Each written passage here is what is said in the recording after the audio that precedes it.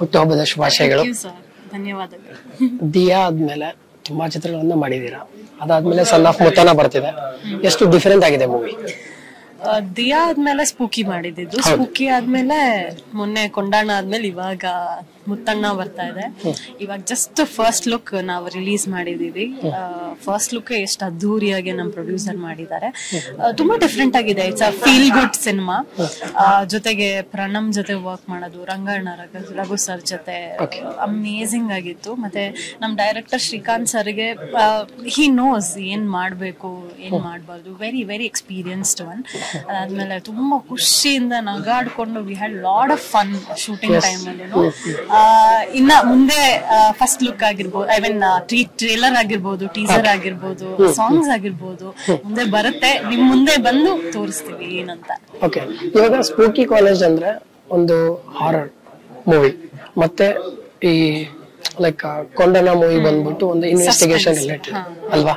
ಇವಾಗ completely different.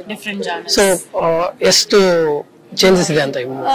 Actor ಆಗಿ ಒಂದು ವರ್ಸಟಾಲಿಟಿ ಇರ್ಬೇಕು. ಅದಾದ್ಮೇಲೆ ಆ ಚಾಯ್ಸ್ ಅಲ್ಲೂ ಚೆನ್ನಾಗಿ ಮಾಡ್ಬೇಕು. ಅವಾಗ್ಲೇ ಜನರಿಗೆ ಇಂಟ್ರೆಸ್ಟಿಂಗ್ ಆಗಿ ಬರೋದು ಥಿಯೇಟರ್ಗೆ. ಇವಾಗ ಆಫ್ಟರ್ ಲಾಕ್ ಡೌನ್ ಎಲ್ಲ, ಆಫ್ಟರ್ ಕೋವಿಡ್, ಪೋಸ್ಟ್ ಕೋವಿಡ್ ಸಿಕ್ಕಾಪಟ್ಟೆ ಜನರು ಆಡಿಯನ್ಸ್ ಒಂಥರ ಟೆಕ್ನಿಷಿಯನ್ಸ್ ಹೋಗ್ಬಿಟ್ಟಿದ್ದಾರೆ. ಎಲ್ಲದನ್ನು ನೋಟಿಸ್ ಎವ್ರಿಥಿಂಗ್. ಸೊ ಅದಕ್ಕೆ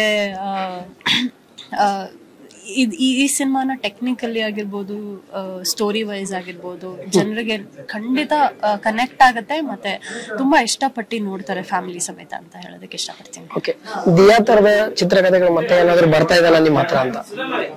ಸದ್ಯಕ್ಕೆ ಆ ತರದ್ ಬರ್ತಾ ಇಲ್ಲ. I am very happy. ಅಂದ್ರೆ ಫಿಮೇಲ್ ಓರಿಯೆಂಟೆಡ್ ಸ್ಕ್ರಿಪ್ಟ್ಸ್ ಬರ್ತಾ ಇದೆ, ಬಟ್ ತುಂಬಾ ಚೂಸಿ ಆಗಿ ಹೋಗೋಣ ಅಂತ I just waiting. Okay okay okay. Diya 2 ಏನಾದ್ರು ಪ್ಲಾನ್ಸ್ ಏನಾದ್ರು? ದಿಯಾ 2 ಏನ್ ಬರಲ್ಲ. ಓಕೆ, ಫೈನಲಿ ಆಡಿಯನ್ಸ್ ಗೆ ಏನ್ ಹೇಳಕ್ಕೆ ಇಷ್ಟಪಡ್ತಾರೆ? ಎಲ್ರು ದಯವಿಟ್ಟು ಕನ್ನಡ ಸಿನಿಮಾನ ನೋಡಿ. ಈಗ ಲಾಸ್ಟ್ ವೀಕ್ ಕೂಡ 4-5 ಸಿನಿಮಾ ಬಿಡುಗಡೆ ಆಗಿದೆ. ಥಿಯೇಟರ್ ಹೋಗಿ ಸಿನಿಮಾ ನೋಡಿ, ನಿಮ್ಗೆ ಇಷ್ಟ ಆಯ್ತಾ ಇಲ್ವಾ ಅನ್ನೋದನ್ನ ಒಂದು ಮೌತ್ ಪಬ್ಲಿಸಿಟಿಯಿಂದ ನಮಗ್ ತುಂಬಾ ಇಂಪಾರ್ಟೆಂಟ್ ಅಂಡ್ ನಮಗ್ ತುಂಬಾ ಹೆಲ್ಪ್ ಆಗುತ್ತೆ. ಥಿಯೇಟರ್ ಹೋಗದೆ ಸುಮ್ನೆ OTT-ಗೋಸ್ಕರ ಕಾಯ್ಬೇಡಿ ಅಂತ ಕೇಳ್ಕೊಳ್ತಾ, ನಮ್ಮ ಸಿನಿಮಾನು ಅಷ್ಟೇ ಇನ್ನ ಮುಂದೆ ರಿಲೀಸ್ ಆಗ್ತಾ ಇದೆ. ಸೊ ದಯವಿಟ್ಟು ಸಿನಿಮಾಗಳನ್ನ ಥಿಯೇಟರ್ ಅಲ್ಲೇ ನೋಡಿ ನಮ್ಮನ್ನ ಸಪೋರ್ಟ್ ಮಾಡಿ ಅಂತ ಕೇಳ್ಕೊತೀನಿ.